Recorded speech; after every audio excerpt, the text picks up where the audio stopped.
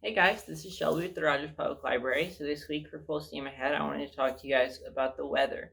Weather is pretty easy to grasp. It's what it feels like outside, and it's made out of a couple different factors to consider. One of them is temperature, how hot or cold it is, and you have wind, which is two things, right? It's how fast the wind is blowing, but also what direction, whether it's north or south or east or west or what. And then you have water, which also takes two forms. You have humidity, which is the amount of water vapor that's present in the air, and you have precipitation, which is water that's falling out of the air in the form of rain or hail or snow or something like that.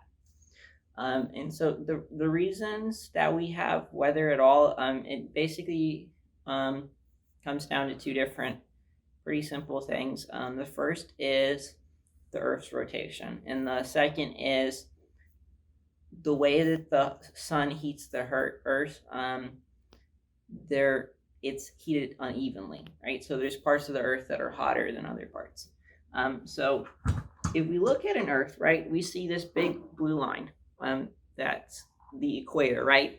This is the think of it. This is the plane that the sun hits the Earth at, right? And because it hits the Earth directly on here, this area of the Earth gets the most amount of sunlight, or the most concentrated amount of sunlight. But as you move towards the poles, it's not hitting as straight on, and so the sunlight gets spread over a greater area. And we can kind of see this a little bit better. Turn off the lights and show you guys an experiment with a piece of paper, right? So you can think of the sun's light as kind of like a flashlight, right? And when you shine a flashlight directly on a piece of paper, you get a large spot of light that's concentrated over a small area, right? That's basically what happens to the equator. And as you get further and further away from the equator, you can think of it as a piece of paper that's kind of getting rotated like this, until eventually at the poles, you get a really tiny amount of light that's getting spread over a big area. And so that's one of the reasons that's one of the ways that the sun heats the Earth unevenly. And the other thing to consider is something called albedo. And albedo is it's a measure of reflectivity, basically. But if you've ever been outside on a hot day and you're wearing a black shirt, you know that it's you feel really hot, right? Because dark materials absorb more heat from light than light materials, right? So when we say something has a low albedo, that means that it absorbs a lot of sunlight. And that includes things like water and plants, or vegetation is usually what you call them when you're talking about large areas of plants. And then things with high albedo reflect much more sunlight than they absorb. And that includes things like snow and ice and clouds, right? They're white or almost pure white. And so they reflect a lot of sunlight, right? But just because something has a low albedo doesn't mean that it necessarily contributes a lot to warming, right? Like for instance, so plants, they have a low albedo, but they also create a cooling effect because when they absorb sunlight, they evaporate water. And so, that's not as much. And then also water has it has a high thermal capacity, and that just means that it takes a lot of energy to heat up water, just a small amount of water by just a tiny bit, by even 1 degree, compared with something like air or land, right? So land heats up faster and it cools down faster than water does, and that's another reason for the uneven heating of the Earth's surfaces. And of course, there's another role that sunlight plays in weather, and that's the water cycle, right? When sunlight hits water, it causes some of the water to evaporate, to turn into water vapor, and that water vapor will rise up into the air. And when there's enough of it, it condenses into a cloud, and the clouds bring us rain. And that's, the cycle starts over again. But I want to show you guys another experiment here where we're actually going to be making a cloud in a jar. So this is a mason jar, and we have this really super hot water over here. You're going to want a grown-up to help you because you're going to use hot water, right? So this one is actually probably hotter than we need it. It's boiling.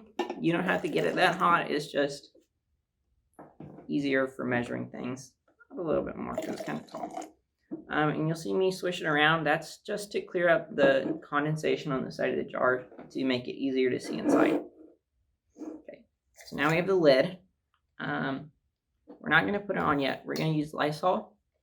Just going to Throw some in there. And then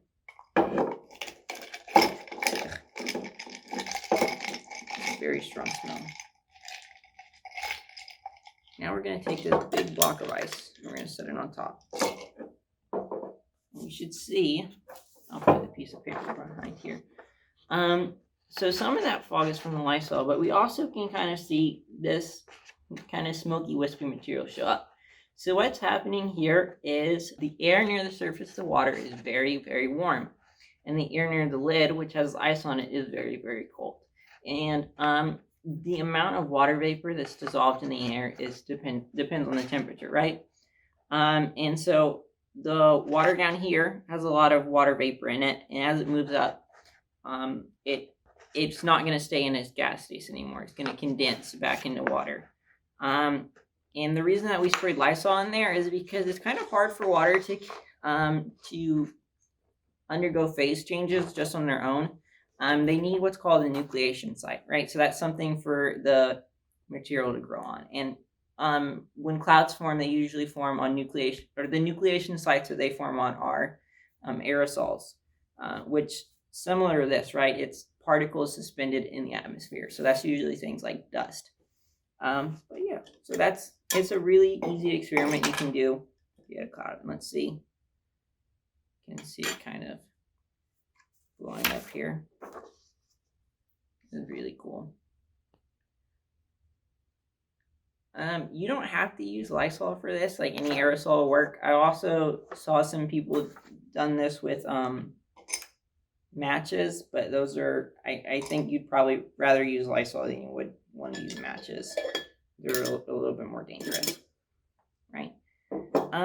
But the other cool thing about that experiment is that it kind of shows the other thing it shows the reason why the uneven surfaces, uneven heating of the earth is important. And that's because, the temperature difference creates motion, right? Especially because when you have hot air, it's really, really buoyant. It's as compared to cold air, which is really dense. And so hot air will rise, and when it does, it creates what's called a low pressure zone, right? And the surrounding air will flow into that area, and fill in the void, and that's wind basically.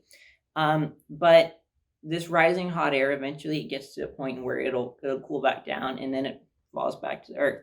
And this is convection, right? And the earth is covered in these really, really big convection cells, right? So those are these things, right? Just hot air rising and cooling down and falling back to the earth. You'll also see there's these arrows right here in between the convection cells. And they're not straight lines, right? They're kind of curvy.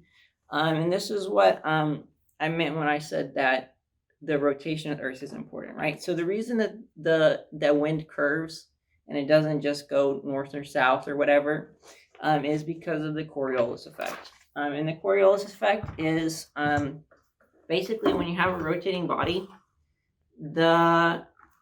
so the equator rotates faster than the poles.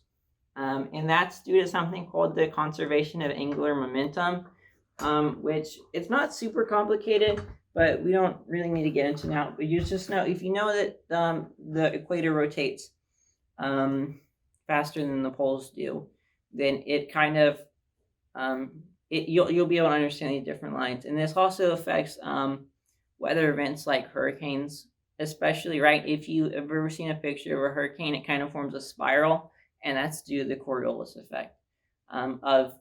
It's not so much that the air is moving, it's the earth is moving underneath the air, and that causes it to resemble a spiral. But we can also kind of see these circular patterns in the rotations of water currents, right? So these water currents their motion is somewhat due to just the temperature of the water and how it interacts with cold water, or how hot and cold water interact with each other, but it's also due to surface currents of air. But when we talk about weather, when we talk about things like rain and cold fronts and warm fronts, what we're really talking about is just the motion of air. And yeah, right. So the motion of air, and we get weather events, like I said, like hurricanes or rain when different types of air mix with each other, right? So when cold air and hot air mix together, like we saw with their jar experiment, we get clouds and we get rain. And in particular cases, sometimes it can form into thunderstorms or tornadoes or hurricanes, really scary stuff like that. But yeah, so that's weather in a nutshell. And the way that we study weather, the way that we measure it is kind of interesting too. Right, so the oldest weather instrument is the rain gauge, and these have been around since at least ancient Greece. But the form that we use now, they're more recent, and they're actually from like 15th century Korea. And then the thermometer is a little bit newer than that. It's the 16th century in Italy. But I want to show you guys for the craft this week, we're going to be making an instrument called a weather vane, right? So weather vane, you might have seen it on top of buildings or barns, right? It's just an arrow that tells you what direction the wind is blowing. So I have a water bottle here. It's full of sand. And then it has this free-floating arrow that I tested out. I made sure it points more or less the right direction. But this one is a little bit complicated. I did more steps than I needed to make it. I'm going to show you guys how to make a little simpler one, right? So we have a little water bottle, and we have a lid, which has a hole poked in it. You can use something like a nail or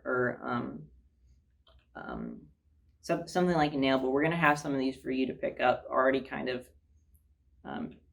with the holes in them already. And then we have half of a bamboo skewer and some beads. And the beads aren't really absolutely necessary. The first step is you're going to want to fill the water bottle with sand or dirt or something just to weigh it down so that it's just not going to get blown away by the wind.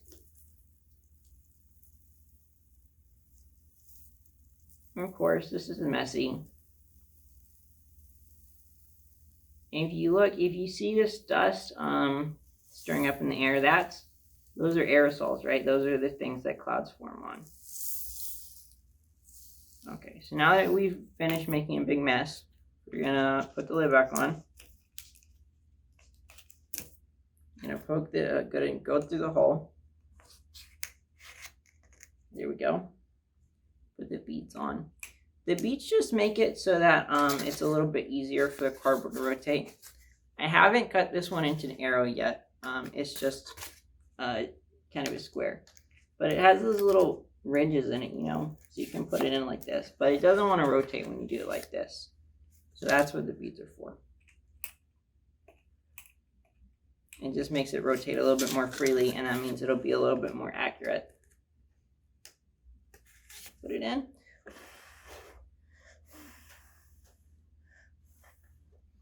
And that's really all there is to it. I mean, you can get a little bit more artistic.